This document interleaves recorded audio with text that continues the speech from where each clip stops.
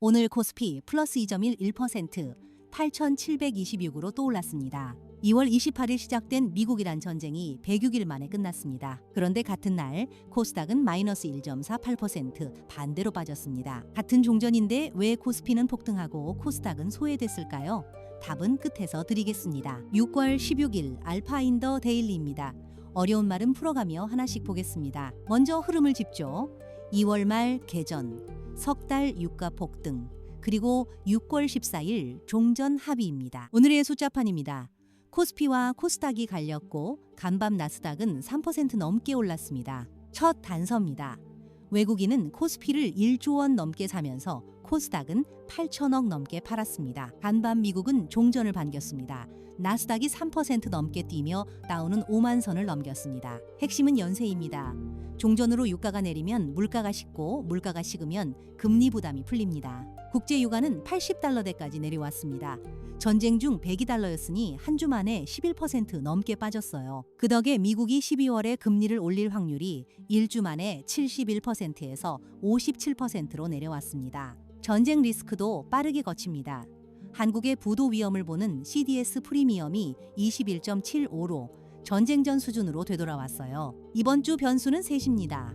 오늘 일본은행, 모레 새벽 미국 회의, 그리고 24일 한국의 선진국 지수 심사입니다. 자, 이제 오늘의 진짜 이야기입니다. 오른 건 건설, 재건, 방산, 전력 같은 종전 수혜 대형주였고 반도체 소부장은 오히려 차익에 밀렸습니다. 그래서 오늘 할 일은 하나입니다. 잠깐 튄 안도 반등과 오래갈 구조적 성장을 갈라내는 것. 한쪽에선 경고도 나왔습니다. 유진투자증권은 전쟁이 끝나도 변동성은 남는다고 했습니다. 반대로 구조의 척추는 또렷합니다. 신한은 인공지능의 이익 성장이 금리를 압도하니 추세는 산다고 봤습니다. 자, 여기서부터가 핵심입니다. 돈이 실제로 어디로 갔는지 종목으로 보겠습니다. 구조 쪽부터 보죠. 대신증권이 99페이지 리포트로 건설 업종을 비중확대로 새로 깔았습니다. 종전의 직접 수혜는 이란입니다. 키움증권은 DLNC를 꼽았어요. 90년 이후 이란 수주가 가장 많고 지금도 현지 지사를 운영 중인 건설사거든요. 19일 서명될 미국과 이란의 양해 각서엔 최소 450조 원 규모의 재건 프로그램이 따라붙을 전망입니다. DLNC는 현재 7만 9천 원, 목표가 14만 3천 원으로 상승 여력이 80%입니다. 어제 종전 수혜주가 얼마나 올랐는지 보면 분위기가 잡힙니다. 방산 LIG 디펜스는 무려 27% 급등했어요. 대신과 신한이 함께 매수로 묶은 건설 라인업입니다. 최선호 삼성 E&A는 상승 여력 40%입니다. 건설주 상승 여력을 한눈에 보면 이렇습니다. DLNC가 80%로 가장 크고 금호건설과 삼성 E&A가 뒤를 잇습니다. 전력 쪽은 한국전력입니다. 전쟁으로 40% 빠졌던 조정이 종전으로 끝나고 가치 회복을 기대합니다. LS증권이 목표가를 6만 2천 원으로 올렸습니다. 시총 약 27조의 상승 여력 50%입니다. 원전은 인공지능 전력난과도 만납니다.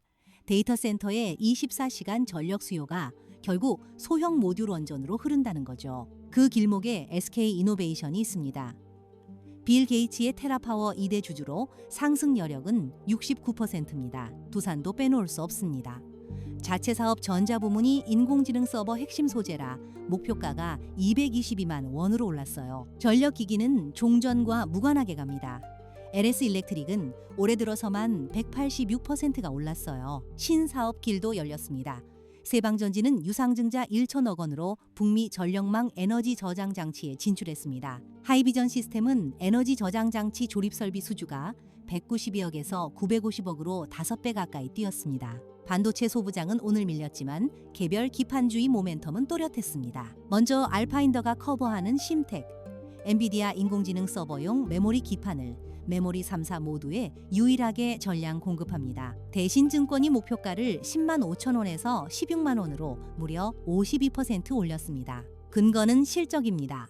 올해 영업이익이 무려 1196%를 전망이고 현재가 기준 상승 여력은 19%입니다. BH는 OLED 기판 회사인데 애플 폴더블폰에 이어 미국 휴머노이드 로봇용 무선 충전 모듈까지 처음 공급합니다. 대덕전자도 기판 가격 인상으로 2분기 이익이 폭증했습니다. 메리츠가 아직 전반전이라며 목표가를 20만 원으로 올렸어요. BH는 PCB 업체 중 가장 싼 주가 수익 비율 7.7배에 상승 여력이 94%나 됩니다. 검사 장비 고용도 집조, 3차원 검사가 의료 로봇으로 확장되며 1분기 이익이 209% 늘어 목표가가 5만 원으로 올랐습니다. 이 밖에 함께 분석된 종목들입니다. 풀스택 지주 SK, 애플 폴더블의 LG 디스플레이, 후공정의 네페스가 있습니다. 기판 세 종목을 한 표로 비교하면 BH의 상승 여력이 94%로 가장 크고 심텍과 대덕전자가 각각 19%입니다. 구조의 척추, 인공지능 인프라도 짚혔습니다. 미래에셋은 엔비디아 바깥에 전력 반도체와 검사 장비가 진짜 병목이라고 했어요. IM증권은 엔비디아 한 곳이 발행한 회사채 250억 달러, 약 38조 원을 들어 버블이 아닌 투자붐이라고 진단했습니다. 오늘 가장 날카로운 리포트는 자동차였습니다. 유한타증권은 현대차그룹의 급등이 본업이 아니라 보스턴 다이내믹스라는 로봇 기대 때문이라고 봤습니다. 그래서 현대차를 매수해서 보유로 낮췄습니다. 시총 132조의 상승 여력이 7%뿐이라는 거죠. 대신 현대모비스만 유일 최선으로 남겼습니다. 로봇의 핵심 부품 공급사라 로봇이 크면 모비스가 크는 구조거든요. 시총 58조의 목표가 87만 원, 상승 여력 36%입니다. 56만에서 87만 원으로 크게 올렸어요. 수술 로봇 회사 리부스메드도 분석됐습니다. 복강경 기구에서 수술 로봇으로 확장하며 4분기 국내 허가를 노립니다. 바이오에선 6개월 들어 호재가 쏟아집니다. 삼성증권이 삼성 에피스 홀딩스를 목표 60만 원으로 신규 매수했어요. 임상 성과도 나왔습니다. S바이오메딕스는 파킨슨병 세포 치료제 임상이 성공해 미국 3상을 앞뒀습니다. HLB는 간암 신약의 FDA 승인 결과를 7월에 기다립니다. 임상 생존 기간이 가장 길게 나온 약이거든요. 진단과 디지털 헬스도 줄 섰습니다. 알레르기 진단 프로티아, 폐암 검진 인공지능 코어라인 소프트, 의료 데이터 레몬헬스케어입니다. 소비주는 관광 회복과 K뷰티 수출이 받쳤습니다.